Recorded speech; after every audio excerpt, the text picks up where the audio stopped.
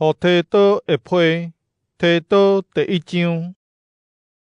我是保罗，做上帝的奴仆，甲耶稣基督的使徒，受选派去帮赞上帝选民的信仰，引带因人捌合伫敬虔的真理。这个真理，互咱对永远的活命有仰望，就是袂讲白贼的上帝伫万世以前应允要互咱的。伊伫时机成熟的时，通过信息的宣讲，将这个应允显明出来。我有受托，奉咱的救主上帝的命令宣讲这个福音。我写批互你，提多，伫咱共同的信仰，你是我真的囝。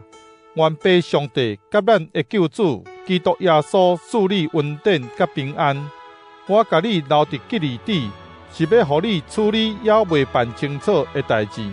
搁照我所指示，伫逐个城市任命人做长老，做长老的就无通指责，只有一个某，囝儿拢是信徒，搁无人控告是放荡还是毋顺服。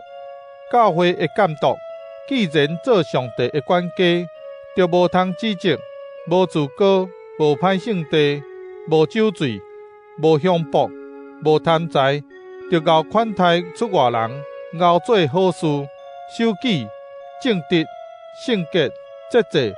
伊一定要接受迄个可靠、符合教义的信息，安尼才会当用健全的教示劝勉人，辩倒反对的人。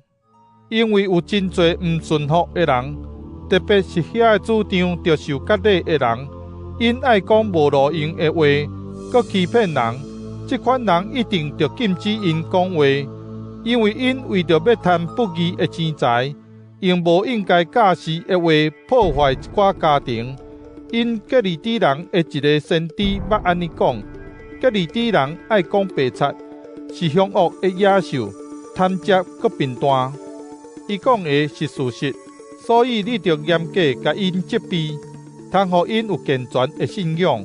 无听叹犹太人无影热的传说，甲背逆真理的人的规例。